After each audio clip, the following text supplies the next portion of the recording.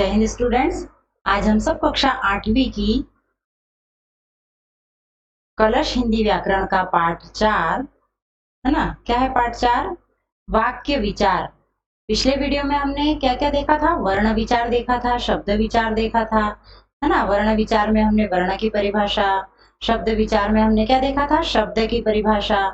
ऐसा हमने शब्द की परिभाषा ये सब हमने पढ़ लिया था पिछले वीडियो में। आज हमारा क्या है? पाठ का नाम वाक्य विचार। वाक्य के विषय में जानेंगे हम। वर्णों के समूह से शब्द बनते हैं तथा शब्दों के सार्थक समूह से वाक्य बनते हैं। जैसे राशि बहुत बुद्धिमान है, अमर ने पौधा लगाया था, वह बहुत परिश्रम करता है। ठीक है, तो यहाँ क्या आ रहे हैं? ये सेंटेंस, इनको हम क्या कहते हैं? वाक्य कहते हैं। हिंदी में इसे क्या कहा जाता है? वाक्य, है ना। यदि हम वाक्य को तोड़ेंगे तो वाक्य को यदि हमने तोड़ा तो ये अलग अलग लिखा हमने। यदि ये राशि, तो ये क्या है? ये शब्द है ना। बहुत, यह क्या है? शब्द है। तो वाक्य की परिभाषा क्या होती है?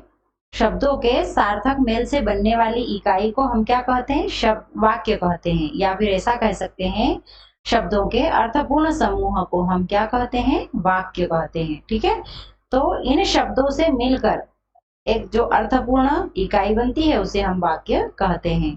ये सभी वाक्य हैं। वाक्य में एक या अधिक शब्द हो सकते हैं। शब्दों के सार्थक मेल से बनने वाली इकाई क्या कहलाती है? वाक्य कहलाती है। क्या परिभाषा हुई वाक्य की? यदि आपसे कहा जाए वाक्य किसे कहते हैं, तो आपको क्या करना है? वाक्य की परिभाषा लिखना है। तो क्या होगी परिभाषा वाक्य की? शब्दों के अर्थपूर्ण समूह को हम क्या कहते हैं? वाक्य कहते हैं। अब आता है वाक्य के अंग। वाक्य के कितने अंग हैं? तो वाक्य के 2 अंग होते हैं। कितने अंग होते हैं वाक्य के? 2। कौन कौन से? उद्देश्य और विधेय। कौन सा 2 अंग? उद्देश्य और विधेय। अब उद्देश्य किसे कहेंगे? वाक्य में जिसके बारे में कुछ बताया जाता है उसे उद्देश्य कहते हैं, है ना। जिसके बारे में कोई बात की जा रही हो वह क्या होता है? उद्देश्य। क्या कहेंगे उसे हम? उद्देश्य। जैसे सोहम खेलने जा रहा है ना। इस वाक्य में सोहम उद्देश्य है। क्यों? किसके बारे में बात हो रही है? सोहम। कौन खेलने जा रहा है? सोहम। इसलिए सोहम क्या है? उद्देश्य है। अब विधेय क्या किसे कहेंगे हम? देखिए, देखते हैं। वाक्य में उद्देश्य के बारे में जो कुछ बताया जाता है उसे वाक्य का विधेय कहते हैं, है ना। अब ये वाक्य है सोहम खेलने जा रहा है। किसके विषय में बात हो रही है? सोहम के। जिसके बारे में बात हो वह होगा उद्देश्य। और उद्देश्य के बारे में जो कुछ बात कही जा रही है यानी सोहम, सोहम क्या है? उद्देश्य। इसके बारे में क्या कहा जा रहा है कि वह क्या कर रहा है? खेलने जा रहा है। तो जो खेलने जा रहा है वह शब्द, जो शब्दों का समूह क्या होगा? विधेय होगा। समझ में आया आपको? कुछ वाक्यों के उद्देश्य और विधेय देखिए। उद्देश्य सूर्य, विधेय क्या होगा? पूर्व दिशा में उगता है। सुमित साइकिल चला रहा है। पक्षी आकाश में उड़ रहे हैं। तो समझ में आ गया आपको? उद्देश्य और विधेय किसे कहेंगे? जिसके बारे में बात की जा रही हो वह क्या होगा? उद्देश्य। और उद्देश्य के बारे में जो बात कही जा रही हो वह होगी विधेय। अब वाक्य के भेद कितने होते हैं? अभी हमने क्या पढ़े थे? वाक्य के अंग। कितने अंग होते हैं? 2। कौन कौन से? एक तो होता है उद्देश्य और दूसरा होता है विधेय। अब आता है वाक्य के भेद, यानी वाक्य को कितने आधारों पर बांटा जा सकता है। तो व्याकरण के अनुसार वाक्य को 2 आधार पर बांटा गया है।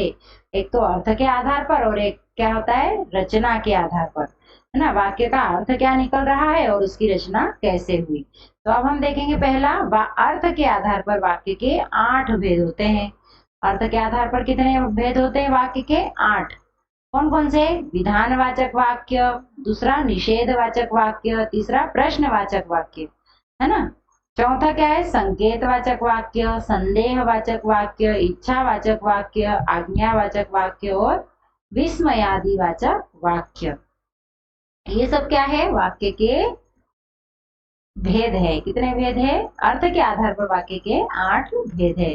पहला देखेंगे हम विधानवाचक। विधानवाचक किसे कहेंगे हम? इन हिंदी इंग्लिश में जिसे कहते हैं एफर्मेटिव सेंटेंस, है ना। विधानवाचक वाक्य, जिन वाक्यों में क्रिया के करने या होने का सामान्य कथन हो उन्हें विधानवाचक वाक्य कहते हैं, है ना। जिन वाक्यों में क्या हो, क्रिया के करने या होने का सामान्य कथन हो या सामान्य बात की जा रही हो क्रिया के होने की या करने की, तो वहां क्या होता है, कैसा वाक्य, विधानवाचक वाक्य होता है। ठीक है, जैसे मुझे चॉकलेट बहुत पसंद है, आज शुक्रवार है ना।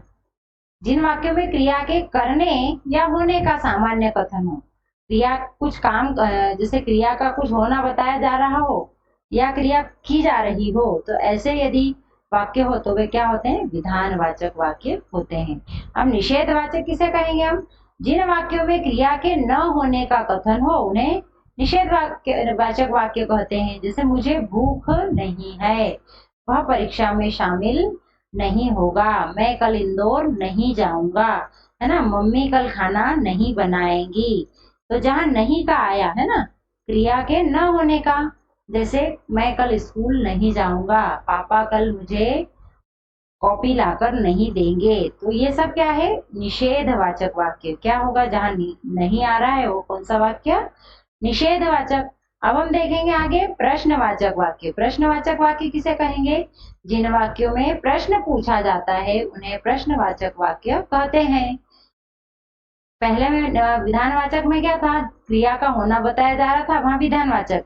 दूसरे में क्रिया का नहीं होना बताया जा रहा था, वहां निषेधवाचक।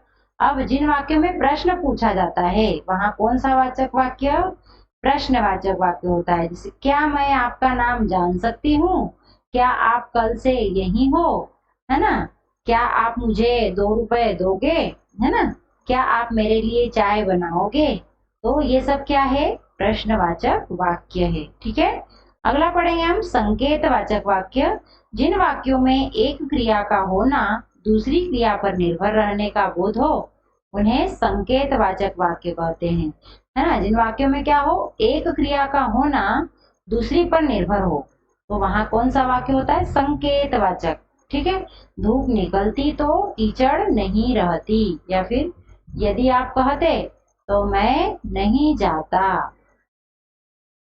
ठीक है ना, मतलब एक वाक्य का आश्रय किस पे होता है, दूसरे पर, तो वहां कौन सा वाक्य होता है, वहां होता है संकेतवाचक। संकेत दिया जा रहा है, यदि बारिश निकलती तो क्या होता, बारिश निकलती तो पेड़ों को पानी मिल जाता। यदि मम्मी चाय बना लेती तो क्या हो जाता, मुझे अच्छा लगता, ऐसा भी कह सकते हैं। या फिर आश्रय वाले क्या, यदि मम्मी दीदी के साथ बाजार जाती तो मेरे लिए एक शर्ट ले आती।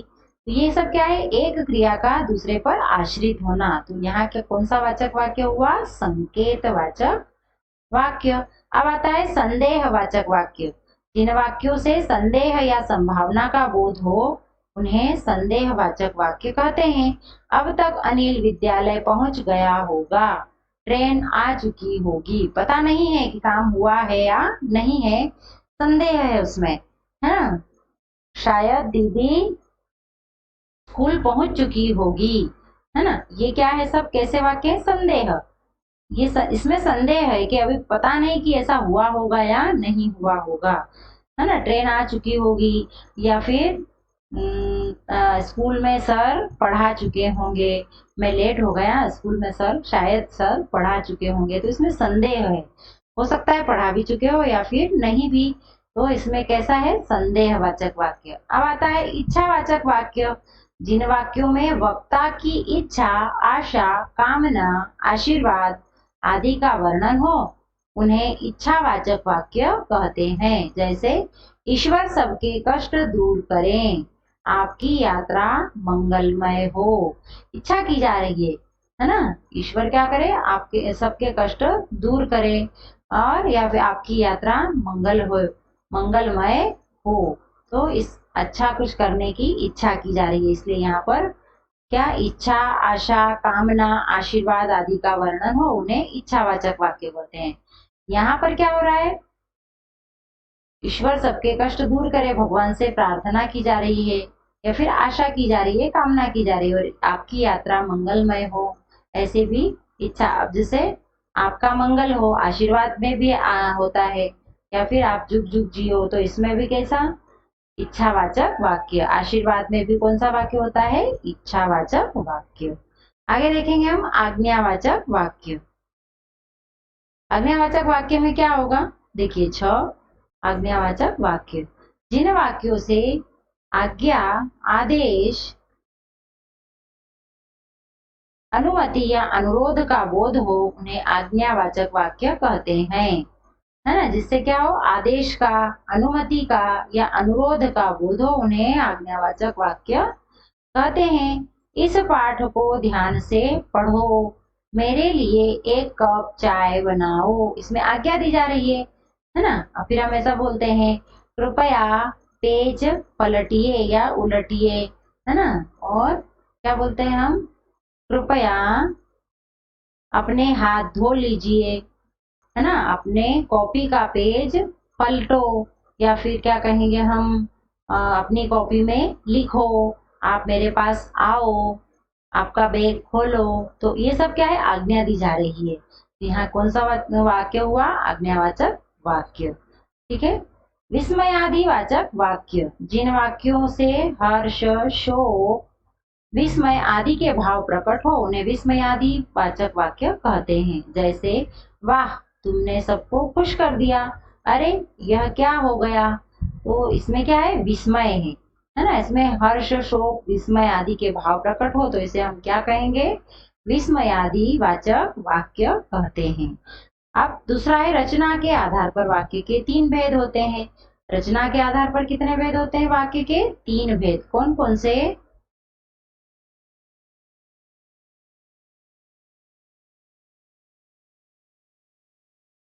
सरल वाक्य, संयुक्त वाक्य, मिश्रित वाक्य, है ना। सरल वाक्य पढ़ेंगे हम। जिस वाक्य में एक उद्देश्य और एक विधेय होता है उसे सरल वाक्य कहते हैं। राघव मेरा सहपाठी है। राघव क्या है, मेरा सहपाठी। सहपाठी किसको बोलते हैं, जो मेरे साथ पढ़े वह सहपाठी। आदित्य पढ़ाई कर रहा है, हम लोग बहुत परिश्रम करेंगे। अब राघव मेरा सहपाठी, इसमें सबसे पहले तो हमें उद्देश्य छांटना होगा। किसके बारे में बात हो रही है, राघव किसका है, जिस वाक्य में एक उद्देश्य और एक विधेय हो उसे सरल वाक्य कहते हैं। किसके बारे में बात हो रही है, यहाँ राघव के बारे में। राघव कौन है, तो राघव क्या हुआ, उद्देश्य, और मेरा सहपाठी है क्या हुआ, विधेय। आदित्य पढ़ाई कर चुका है तो आदित्य क्या हुआ, उद्देश्य, और उद्देश्य के बारे में जो बात कही जा रही है वह विधेय, तो पढ़ाई कर रहा है यह विधेय। हम लोग बहुत परिश्रम करेंगे, हम लोग क्या हुआ, उद्देश्य, और बहुत परिश्रम करेंगे यह हुआ विधेय। तो जिसमें एक ही उद्देश्य और एक ही विधेय हो वह कौन सा वाक्य होगा, सरल। अब आता है संयुक्त वाक्य। संयुक्त वाक्य किसे कहेंगे, जब 2 या 2 से अधिक उपवाक्य समुच्चय बोधक से जुड़े होते हैं तो उसे संयुक्त वाक्य कहते हैं। अवनी सफाई कर रही है और उसकी बहन सो रही है। मैं बाजार गया था लेकिन ताजी सब्जियां नहीं मिली। आप रोटी खाएंगे या चावल। तो इसमें क्या है, संयुक्त। इसमें क्या है, जब 2 या 2 से अधिक उपवाक्य समुच्चय बोधक से जुड़े होते हैं तो उसे संयुक्त वाक्य कहते हैं। समुच्चय बोधक से जुड़े होते हैं। अब इसमें 2 या 2 वाक्य है, जैसे अवनी सफाई कर रही है। कौन कर रही है, अवनी। तो इसमें क्या है, एक उद्देश्य और एक विधेय नहीं है, इसमें क्या है, 2 है, 2 विधेय और 2 उद्देश्य है। अवनी के बारे में भी बात हो रही है और उसकी बहन के बारे में भी बात हो रही है ना। तो यहाँ 2 उद्देश्य और 2 विधेय हुए। मैं बाजार गया था लेकिन ताजी सब्जियां नहीं मिली। तो मैं, कौन गया था, मैं, तो मैं क्या हुआ, उद्देश्य। बाजार गया था यह हुआ विधेय, लेकिन क्या नहीं मिला, ताजी सब्जियां। तो ताजी सब्जियां क्या हुआ, ताजी सब्जियां हुआ उद्देश्य, और नहीं मिली हुआ विधेय। यहाँ पर भी 2 उद्देश्य 2 विधेय। ठीक है। तो ऐसे जब 2 या 2 से अधिक उपवाक्य समुच्चय बोधक से जुड़े होते हैं तो उसे संयुक्त वाक्य कहते हैं। अगला है मिश्रित वाक्य। मिश्रित वाक्य किसे कहेंगे, जिस वाक्य में एक प्रधान उपवाक्य तथा दूसरा आश्रित उपवाक्य हो उसे मिश्रित वाक्य कहते हैं। माँ ने बताया कि रामू की तबीयत खराब है। एक क्या है, प्रधान उपवाक्य है, और दूसरा उसका आश्रित है। माँ ने बताया, है ना, क्या बताया माँ ने कि रामू की तबीयत खराब है, मैं वहीं जा रही हूँ जहाँ हमने पौधे उगाए थे। जब मैं दरवाजे पर पहुंचा तो वहां क्या था, ताला लगा हुआ था। तो एक वाक्य किसके ऊपर आश्रित है, दूसरे वाक्य पर या दूसरे उपवाक्य पर आश्रित है, इसलिए यहाँ कौन सा वाक्य हुआ, मिश्रित वाक्य। ठीक है, अब वाक्य में परिवर्तन कैसे होता है, सरल वाक्य में मिश्रित वाक्य बनाना। जब पार्टी शुरू होते ही वर्षा होने लगी, यह क्या है, सरल वाक्य है। अब इसको मिश्रित वाक्य में कैसे, जैसे ही पार्टी शुरू हुई वर्षा होने लगी। अब यहाँ क्या था, एक ही वाक्य था, क्या था, पार्टी शुरू होते ही वर्षा होने लगी, और यहाँ इसको क्या कर दिया, दो उपवाक्य में, जैसे जैसे ही पार्टी शुरू हुई वर्षा होने लगी, यहाँ दो उपवाक्य हो गए, इसलिए यह मिश्रित वाक्य में इसका परिवर्तन हुआ। आगे देखिए कुछ और उदाहरण दिए हैं हमें, सरल वाक्य से मिश्रित वाक्य कैसे बनाए। उसने एक काला सांप देखा, उसने एक ऐसा सांप देखा जो काला था। वह कपड़े खरीदने बाजार गया, वह बाजार गया, वह बाजार वहां छपा है, इसको हम क्या पढ़ेंगे, वह बाजार गया क्योंकि उसे कपड़े खरीदने थे। परीक्षाएं खत्म होने पर हम लोग जयपुर घूमने चलेंगे। जब परीक्षाएं खत्म होंगी तब हम लोग जयपुर घूमने चलेंगे। तो सरल वाक्य से कैसे मिश्रित वाक्य बनाया गया, समझ में आया आपको। अब दूसरा है सरल वाक्य से संयुक्त वाक्य बनाना। अभी हमने क्या पढ़ा था, मिश्रित वाक्य बनाना, अब संयुक्त। वह खाना खाकर सोने चला गया, उसने खाना खाया और सोने चला गया। यहाँ क्या हो रहा है, दो उद्देश्य भी है संयुक्त वाक्य में दो उद्देश्य भी और दो विधेय भी है, समुच्चय उपवाक्य है। ठीक है, किसान बीज खरीदने के लिए शहर गया, किसान शहर गया और उसने बीज खरीदे। वह सड़क पर जाकर टहलने लगा, वह सड़क पर गया और टहलने लगा, है ना। दो वाक्यों में इसको बांट दिया है। तो बारिश के शुरू होते ही वह सब अपने अपने घरों में चले गए, बारिश शुरू हुई वह सब अपने अपने घरों में चले गए। या फिर ऐसा भी हो सकता है, जैसे ही बारिश शुरू हुई सब अपने अपने घरों में चले गए। दौड़ता हुआ कुत्ता मालिक को देखकर रुक गया, दौड़ते हुए कुत्ते ने मालिक को देखा और रुक गया। ठीक है, तो ये सरल वाक्य से क्या बनाया हमने, संयुक्त वाक्य। अब संयुक्त वाक्य से मिश्रित वाक्य कैसे बनाना। यहाँ मच्छर है और यहाँ सोया नहीं जाता, यहाँ इतने मच्छर है कि सोया नहीं जाता। देखिए संयुक्त वाक्य में क्या है, ये संयुक्त वाक्य, यहाँ मच्छर है ना, ये क्या, यहाँ क्या है, मच्छर है, और यहाँ सोया नहीं जाता। दो अलग अलग बातें हो रही है, और यहाँ पे क्या है, यहाँ इतने मच्छर है कि सोया नहीं जाता। एक वाक्य दूसरे पर आश्रित है। आंधी आई और धूल उड़ने लगी, जब आंधी आई तो धूल उड़ने लगी। वह छत पर गया और वहां कपड़े सूखने के लिए डाल दिए। वह छत पर इसलिए गया ताकि कपड़े सूखने के लिए डाल सके। संभावना भी बताई जा रही है ना। बसंत ऋतु बीत गई और भीषण गर्मी आरंभ हो गई। तो जैसे ही बसंत ऋतु बीती वैसे ही भीषण गर्मी आरंभ हो गई। तो हमने पाठ के सार में हमने क्या सीखा, शब्दों के सार्थक मेल से बनने वाली इकाई क्या कहलाती है, वाक्य कहलाती है। और वाक्य की दो अंग होते हैं, उद्देश्य और विधेय। ठीक है, तो हमने क्या किया, ये पाठ यहाँ पर फिनिश कर दिया। आप इस वीडियो को देखने के बाद इस पाठ को जरूर पढ़ें और इसको 2 बार पढ़कर समझें। उसके बाद अगले वीडियो में हम इसके प्रश्न उत्तर हल करेंगे।